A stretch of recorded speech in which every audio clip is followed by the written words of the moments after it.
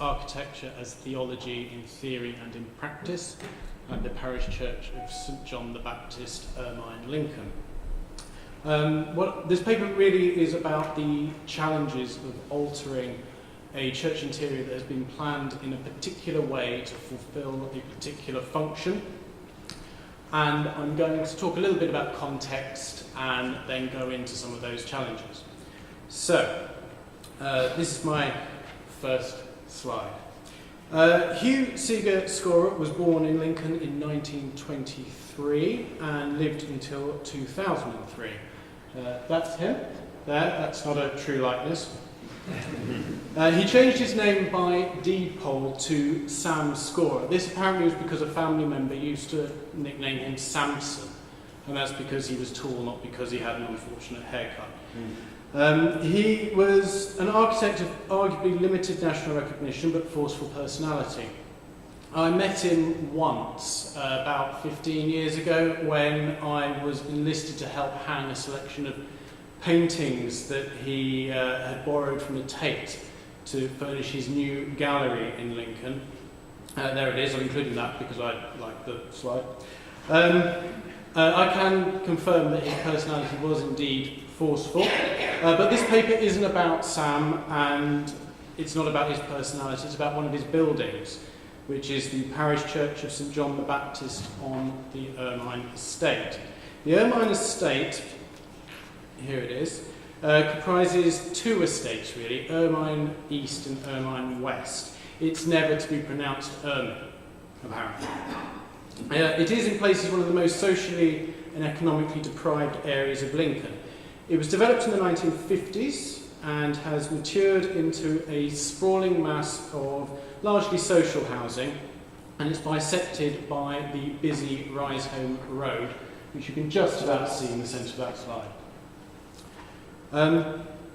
It's bisected both physically and psychologically, really. There's not a lot of crossover between the people who live in Ermine West and Ermine East.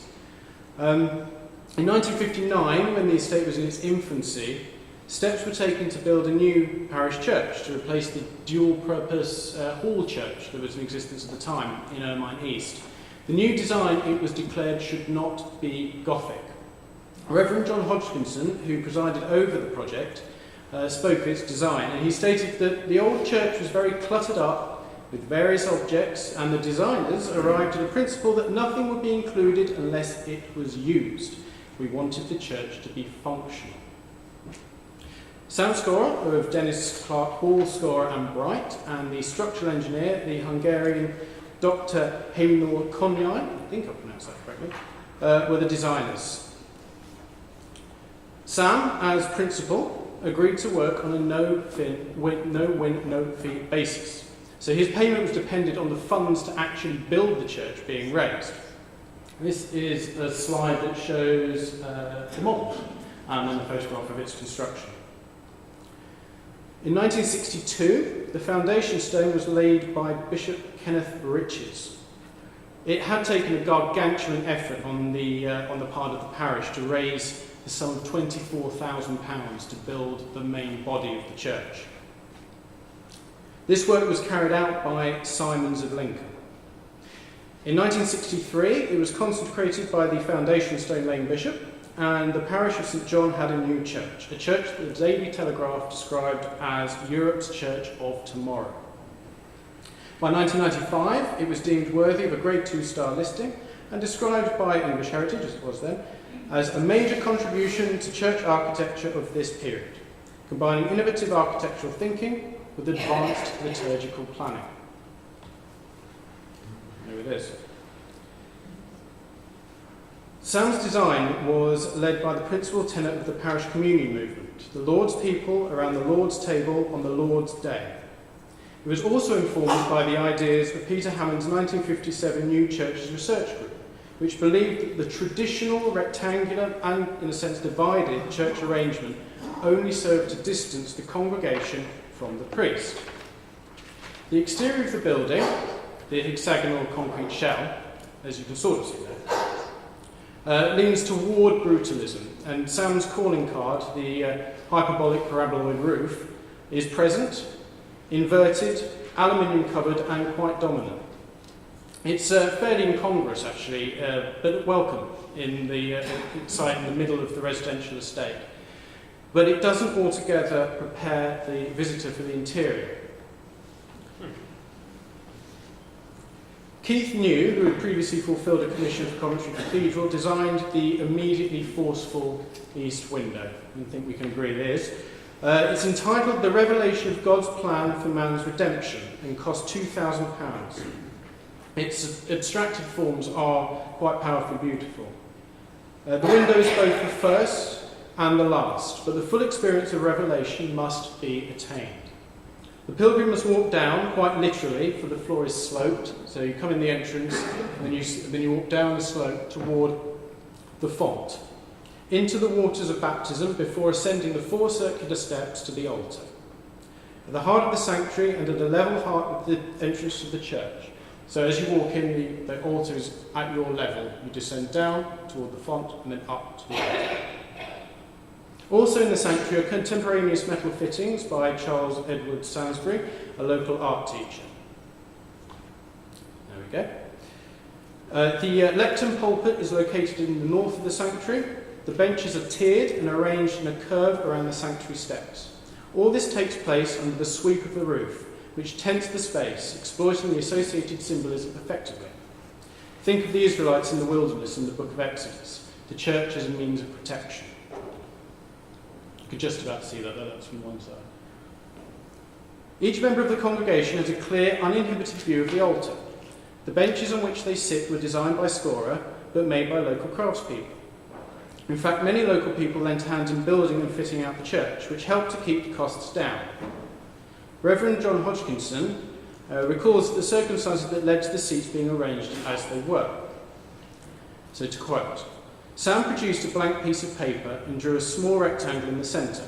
He said this represented the focal point of some activity, perhaps a speaker in Hyde Park. I was then asked to draw the way in which people would gather around to hear and see. This produced a circle of people. And that's the designs for the benches, and you can see the slope of the floor. Scorer's emphasis, as is clear, was on the communion, both of people and sacrament. The altar, with its entombed Christ, is central. So you probably can't make it out, but on the far right, as you look, there's the head, body, and legs. People gather around its full circumference to receive communion. The pulpit lectern, the word, is clearly visible but almost marginalised. The massive font is positioned at the lowest point of the church, in front of the sanctuary steps. Its basin is at the exact centre of the church. Each of the principal fixtures was designed by Stoker and cast in concrete. Their positioning makes theoretical sense, but the font's status as a gateway to salvation recedes into the shadow of its physicality. It can be read as a barrier to salvation, to movement, and to change. Father Stephen Hoy, who's the current incumbent at St John's, views the font outside of its sacramental context as both an intrinsic part of the pilgrim's journey through the church and as a physical object to be negotiated. In 1999, Stephen was in discussions with the Lincoln DAC about relocating the font. In a letter dated the 12th of January that year, he wrote, "The current position of the font was conceived as a fundamental part of the design of the church in theological terms. The spiritual journey through the waters of baptism, rising to new life at the altar of salvation.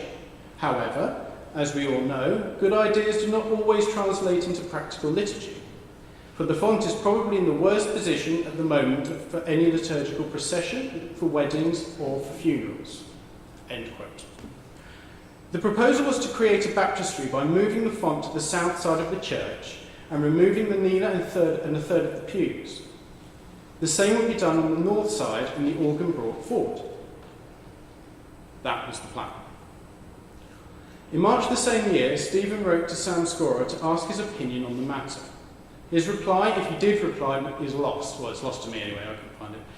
Stephen recalls that Sam often turned up on his doorstep to voice his opinion about architectural matters, as may have been the case in this instance, but Stephen couldn't remember, or chose not to. In the end, the proposed reordering, designed by the architect David Glue, never happened. The proposal was considered to be destructive of the theological journey embedded in the building. Weddings are still difficult, the bride and groom shuffling awkwardly around the font. Funerals were even more challenging. For a time, the coffin was placed on top of a massive cast concrete, but the experience of the coffin looming over the deceased's loved ones was not altogether welcomed. Stephen has therefore adapted his funeral liturgy rather than sound scheme. Can you see the arrows in there? Okay. Right, I'll talk you through this. So, the departed's coffin is taken on a final journey, circumnavigating the congregation to the south, so sweeping round that way, around the back of the altar to rest at the front for the duration of the service, and then on a mirrored route to exit. Does that make sense? Yeah, good. This makes use of the architecture and sweeping aesthetics of the building, transforming a practical solution into a powerfully symbolic act. It has worked so well that Stephen wouldn't change the way funerals are conducted now, regardless of the location of the font. Liturgy is arguably more elastic than material, particularly if that material is carefully planned to embody a specific theology. It is therefore even more challenging to introduce those community facilities that are ostensibly, at least, expected at all churches in the 21st century. To do so risks the integrity of the theology, the clarity of the message, and the aesthetics of the structure. There is a lavatory in the narthex, so for once that's not an issue. Permission to install a server in the northwest corner was granted in 2007. There it is. A sound system that was painfully settled upon because of its incongruousness was permanently installed in 2001. There is a leaflet table and a small shop area. There we go. But it is difficult to consider these introductions as anything but disruptive to a reading of the building. There is, too, a place for children's activities at the north point of the descending roof. There. If St John's were a medieval church, perhaps pews would be moved, turned, and a dedicated area created, rather than the space occupied. But the descent to the font, the sight lines, and the need for all to be visible to all makes that impossible at St John's. There is a vestry in a chapel dedicated to Mary and Martha at the rear of the building, incorporated into the original design in principle, but built much later. To utilise this for children's activities during services, however, would be to exclude rather than include. Equally, there is no viable location for a place of private prayer. Stephen would like to, but he acknowledges that it would be very difficult. And that's impossible in the main body of the church, because all is public. One people, one body, the church.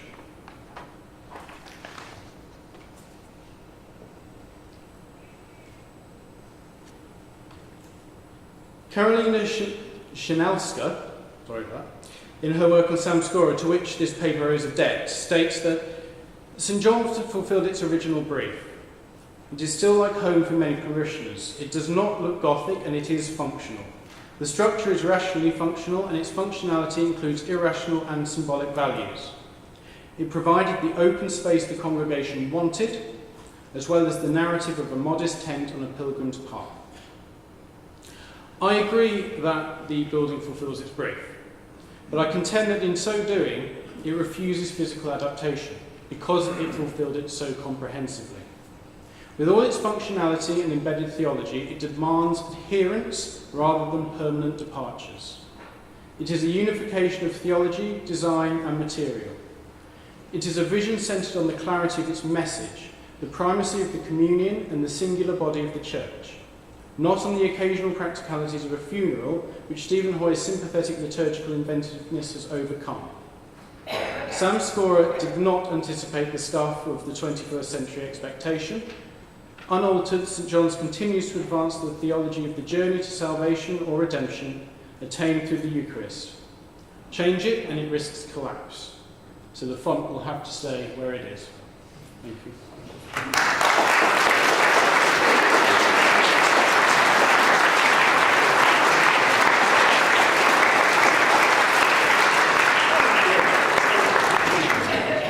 Very Very good. Thank you very much, Ben, for that.